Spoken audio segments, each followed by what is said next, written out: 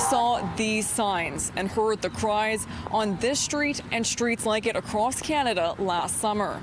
In the wake of George Floyd's death, many Canadians began to rethink police budgets, making a clear request. Take some of the funds away from that kind of programming and reinvest it into programs in the community that we know work. Housing works, food works, shelter works, making sure that there are community centers and places for young people to go to. Those programs work. We know these things work, so why not reinvest in them? No justice, no peace! No justice, no peace! Advocates for defunding the police have asked for anywhere between 10 to 50% of police budgets to be refunneled into social programs. 1 year later, we looked at where it stands. Police forces in Montreal, Edmonton, and Winnipeg each received just over 2% increases this year, with the latter two projecting about the same for 2022. Vancouver, Toronto, and Calgary froze their budgets, but Vancouver's police board is now appealing that decision. They're also asking for an annual 3% increase for the following 4 years. And the City of Toronto projecting a 5% increase for 2022. WARE says it's a trick in optics and a costly one. It's outrageous when we think about the way that our police budget goes. This is not a merit increase. This is just a guaranteed increase every year.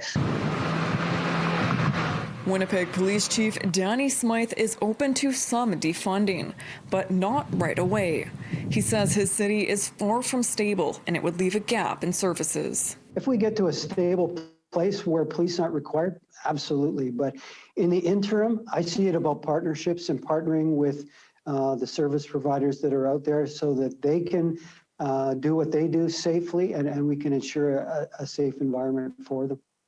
Earlier this year, in a City News exclusive collaboration, Sportsnet's Donovan Bennett sat down with 3 Black police officers who say police leadership have been calling for more social service support for years because they've involuntarily become the go-to for everything. Homelessness, drug addiction, unknown problems, everything defaults to the police service. And that's because all the social service agencies have not been strengthened and given the capacity and capability to respond appropriately in our service. 51% of Canadians supported the refunneling of police funding, while 49% opposed it in a survey from last summer. And WARE contends their momentum since then hasn't stopped. We are now officially in a revolutionary moment. It's not a one-time event, it's a process. And so those uprisings are part of a series of uprisings that are going to continue, I think, until change is made, because people are ready right now for something different in their communities. In Winnipeg, STEFANIE LASUIK, City News.